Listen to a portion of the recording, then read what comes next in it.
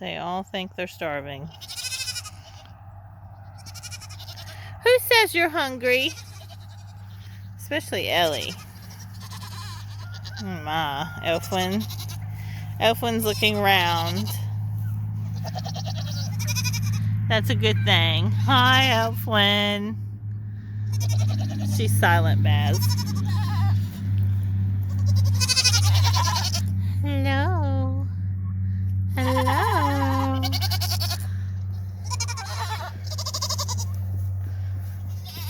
My goodness. Turkeys too. Hey, this is Jenna from Hill Valley Farm, and today I wanted to talk to you guys about how to dry up your dairy goat. So, to start off, we'll take, for instance, Mercy and Liberty. Two very different does. They're both first fresheners. They're very different. And they handled going into heat, like strong heats this year, a lot different from each other. So, and Irma. I'll also talk about Irma. So with Irma, it took us literally a month to dry her up safely. And how we did that is, you milk them out, completely, and then you let them fill. And so for us, we were doing once a day milkings. We've been doing once a day milkings since June. And it just worked out better for us this year that way. So let's say I milked Irma out on Monday. I would not milk her again until Tuesday night. I would try to make her wait an extra 12 hours. And it worked. And so she would be kind of full, really, really full, kind of tight, and you're just trying to stay away from like super tight and hot, because you don't want any mastitis to start. And so if I milked her on Monday morning and then Tuesday night, I would then try my very best to wait until Thursday night to milk her. Now, that's where the problem was. I couldn't always make her stretch out that long. So when it gets to the point where you can't stretch out that long, then what you're doing is you're not milking her completely out. You're also going to want to decrease their grain, because normally during a lactation, my goats are eating grain on the stand, and I'll give them as much as they'll eat. And so I would cut, let's say I was feeding 2 cups or 2 scoops of grain and a little bit of calf manna top dressing. I'm not going to do that. I'm going to do 1 scoop. I'm still giving them the milker's feed because I don't want to start them on my other feed, because I do want to, if I have to milk them, I still want to be able to drink the milk and enjoy the really awesome milk that they provide. So I want to make sure that I can do that. So I would halfway milk her out. Now that's kind of tricky because you need to make sure you're not getting them one-sided, or anything like that. Sorry about that. We had a disturbance in the chicken yard, and when you live on a farm, you have to go check it out. And so all is well. One of the turkeys got into the yard, and Tabby, my old-time Scotch Collie, put her back where she was supposed to go. He did very well, all by himself. So that was really great. So anyway, so you're going to decrease the grain. You are always going to, they're going to get hay. I mean, I constantly have hay out here in these feeders. I know you don't see them, but they are in the stalls.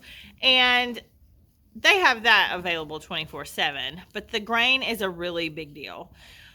You're going to just continue to monitor them. So Irma, it took a long while. Irma I think that was her 5th freshening. So obviously Irma's done this song and dance a couple times. She knows how the drill goes, and she has a very, very strong will to milk. And you want that in your herd. They are dairy goats. That's what you want in your herd, are does that have a very, very strong will to milk, because guess what? The more they milk, the more you have, the more milk you have, the better producers they are, and you're not having to supplement their kids. I mean, this is a really, really big deal. So also, and plus performance wise, we are a performance herd. We want those high numbers. We want everything to look really, really impressive on our does, all their numbers. So that's a big deal. So we kept Mercy and Liberty in milk so that they could obtain their AR Milk Star this year. AR was actually not something I was really going for this year. It just kind of happened because I noticed, well, we're almost there. Why not? And so that's what we did. So I kept them in milk. They got their AR star. Of course, it's pending with ADGA. It's just a process. But we are finally drying them up.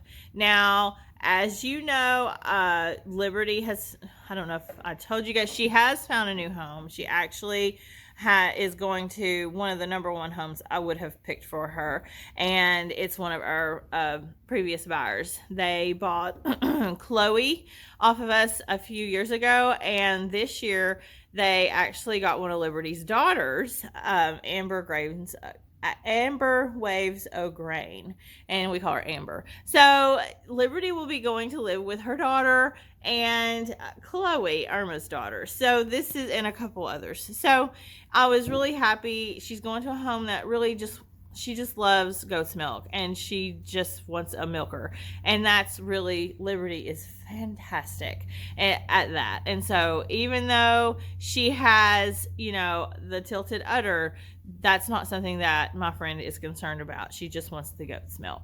So Liberty was fairly easy to dry up just because she dropped her milk production whenever she started going into those really heavy heats. Mercy did not drop her milk volume whenever she started going into the heavy heats.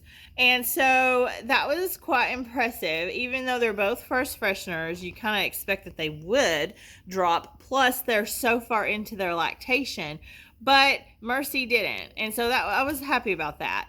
But that's just how it happened. So Liberty was a lot easier to milk or to dry up. And Mercy was a little bit longer. But again, you want those longer, the will to milk. I don't like saying that though, because again, they're first fresheners. I give my first fresheners a lot of grace. I just do. What you see this year is not what you're going to see next year or the following year, especially the following year. It's ever changing. And if anyone has ever taught me that, it would be one of the does standing behind me, Lily there, making Alice get out of the baking soda and the minerals. That's Lily. Lily is the little doe who could. Her udder looks completely different every single lactation. And so it is quite impressive how she has just dramatically changed. And so what I saw this year with Liberty is not what we'll see next year.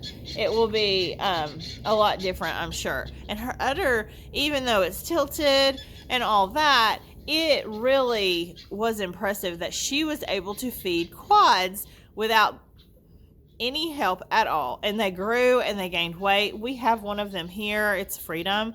And so it was just really impressive to see that. So with Liberty, I milked her and Mercy out on the same night, and then I stretched them out, for that 24 and then the 24 hours, and then the 36 hours, and then the 48 hours. And now it's been days since I have milked Liberty. And the whole time I was just really feeling her. I wasn't even milking her completely out. She wasn't tight at all. And so that is great when you're trying to dry them up. With Mercy, it was a little bit different. She never got super tight, but she was just, you needed to relieve her. And I would only relieve her halfway. So we're done and they are dry. The other thing that you really want to think about when you're breeding these does that are in milk is you're going to really need to dry them up, especially give them those last 2 months of their gestation dry, because you want all that their energy going to developing those babies inside of them. And you also want those kids to get that colostrum right after birth. And so that's just really, really important. So I hope this has helped you guys understand, we're watching for heat and redness. Don't let them get too tight, and just, take it slow. We're not in a mad dash to get them dried up. So I hope this has helped you tremendously. Sorry, I keep running out of time on my recording, and I don't know why that is. But I hope this has helped you tremendously. And if you have any questions, please comment below or send us a message. We'll answer anything. And just be sure to subscribe and also click that notification bell so that when we have a video that you're notified. Our goal is to have over 100 subscribers by the end of this year, and we are so close. So if you can just do us a favor and subscribe, because we've got some exciting stuff coming up. We have finished our breeding season. We are done. I have bred 13 does this year, and so far, I mean, as far as I know, they have all settled. None of them have come back into heat. So it has been really good. So we will be talking about that, what to expect, and also just some other things around the farm that we're working on. So we will see you guys very soon.